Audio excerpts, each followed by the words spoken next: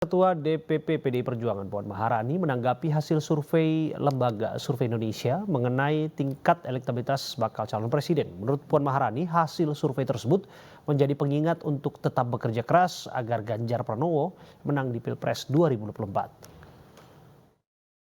Tantangan bagi kami, PDI Perjuangan juga Pak Ganjar, bahwa survei-survei yang kemudian saat ini keluar, kalau kemudian surveinya kemudian menunjukkan bahwa calon presiden yang lain lebih tinggi daripada calon presiden PDI Perjuangan, itu merupakan tantangan bagi kami bahwa ada PR yang harus kami lakukan untuk bisa kemudian nantinya ke depan menunjukkan bahwa calon presiden dari PDI Perjuangan memang punya suara yang lebih baik daripada sekarang.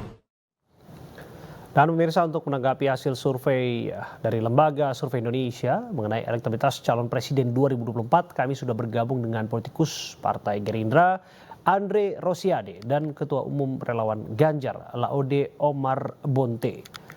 Assalamualaikum, selamat malam Bapak-Bapak. Waalaikumsalam, selamat malam. Saya ke Bung Andre, terlebih dulu Bung Andre, bukan rahasia lagi ya, nampaknya hasil survei terakhir ini bisa jadi angin segar di kubu Pak Prabowo gitu. Ya, ini tentu kita mengucapkan alhamdulillah, syukur bahwa misalnya sejak bulan April Pak Prabowo terus di posisi nomor 1. Tentu ini menjadi bahan introspeksi dan masukan yang berharga bagi kami untuk terus bekerja lebih semangat lagi, gitu Abraham. Jadi kita akan bekerja lebih semangat lagi, jadikan survei ini sebagai masukan untuk introspeksi program-program dan strategi kita selama ini, dan alhamdulillah strateginya sudah tepat. Tinggal kita tingkatkan lagi, lebih banyak turun ke lapangan, ya, bertemu dengan masyarakat, bagaimana bukan hanya dari kampung ke kampung atau dari desa-desa, kita harus datang dari RW ke RW, RT ke RT, kalau perlu dari rumah ke rumah, door to door. Itu yang terus kami lakukan di darat, dan tentu tidak lengah di udara, ya, media sosial maupun di pemerintahan yang lain. Dan alhamdulillah kita melihat dengan komitmen Pak Prabowo yang tegas bahwa beliau insya Allah akan melanjutkan pemerintahan Pak Jokowi, di mana Pak Prabowo secara tegas sudah menyampaikan bahwa pemerintahan Pak Prabowo di 2024-2029 nanti insya Allah merupakan bagian dari melanjutkan pemerintahan Pak Jokowi sebelumnya. Dan ini rasa saya mendapat respon positif dari masyarakat, ya. Kita bisa lihat dari data-data yang disampaikan oleh Bang Jayadi. Kebetulan tadi waktu rilis pembicaranya saya dengan Mas Arya Bimo, tadi Mas Edi Suparno, juga kita lihat data-data itu melihat bahwa kita lihat bagaimana Pak Prabowo bisa kembali memulihkan pemilih beliau di 2019, bagaimana beliau bisa mengembalikan pemilih yang sempat berpindah ke Mas Anies, sekarang sudah mayoritas ke Pak Prabowo. Itu yang pertama. Yang kedua, kita juga lihat bagaimana pemilih Pak Jokowi 2019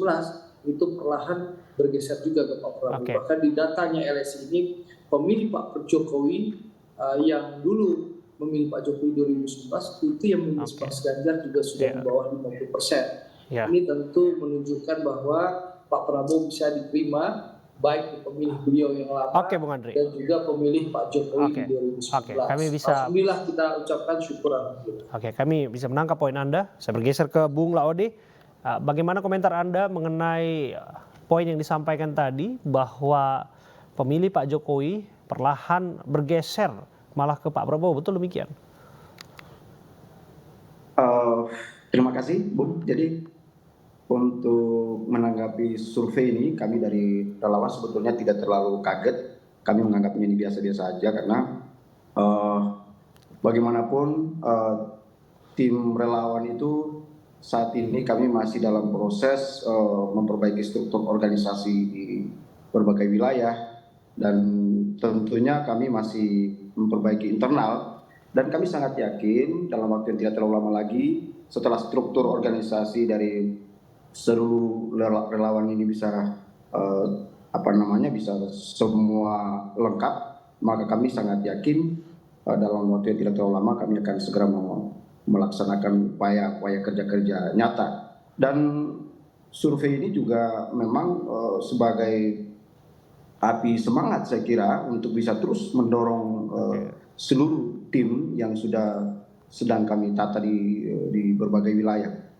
Tentu jika dibandingkan dengan Pak Prabowo dan calon-calon lain, Pak Ganjar dan Pak Prabowo memang sedikit beririsan dalam konteks pemilu 2024 yang akan datang. Tetapi kami sangat yakin dengan kinerja tim relawan, kinerja partai politik yang mengusung tentu akan semakin kuat ya, karena untuk saat ini kami melihat di lapangan memang kompetisi ke depan itu adalah ajang prestasi. Kalau kita melihat prestasi Pak Ganjar hari ini dibandingkan figur-figur lain, saya kira masih lebih jauh ya, karena kalau kita lihat kepuasan publik juga di sana di Jawa Tengah juga membaik. Kemudian kita melihat prestasi kinerja Pak Ganjar dalam konteks selama menjadi gubernur juga menjadi baik. Saya kira tidak ada masalah dan kita yakin sekali bahwa ke depan kita bisa memenangkan pemilu 2024 yang akan datang. Oke, saya bergeser ke Bung Andre. Bisa mungkin dikomentari mengenai anggapan prestasi yang dianggap tentu saja lebih mumpuni dari pihak Pak Ganjar dibandingkan kubu Pak Prabowo. Ya, tidak elok dan tidak etis saya tapi karena Pak Prabowo mengajarkan kepada kami seluruh pendukung beliau untuk menghadapi pemilu ini harus dilakukan secara riang dan gembira, secara politik santun, jadi tidak etis dan tidak elok kami menanggapi pernyataan Mas Laude ya soal prestasi Mas Ganjar.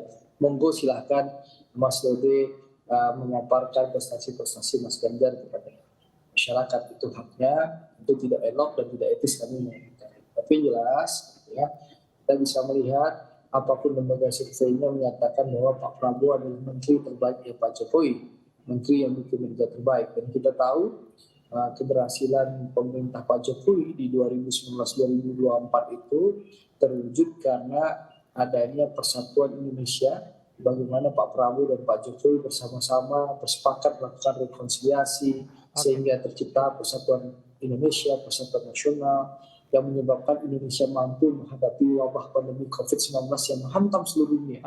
Bahkan Indonesia dianggap salah satu negara terbaik di dunia untuk menghadapi pandemi. Itu satu. Yang kedua, di saat seluruh krisis melanda seluruh dunia, krisis ekonomi, pangan, energi, bahkan ketidakpastian perang Rusia dan Ukraina, ancaman perang Cina dan Taiwan, ancaman perang Korea Utara dan Korea Selatan. Indonesia adalah negara yang mampu menghadapi krisis.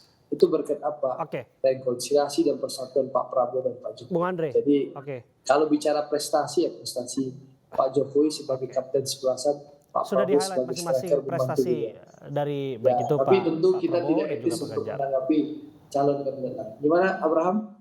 Saya bergeser ya Bung Andre ya. Saya bergeser ke Bung Laude. Ini disebutkan juga soal survei dari bakal calon wakil presiden.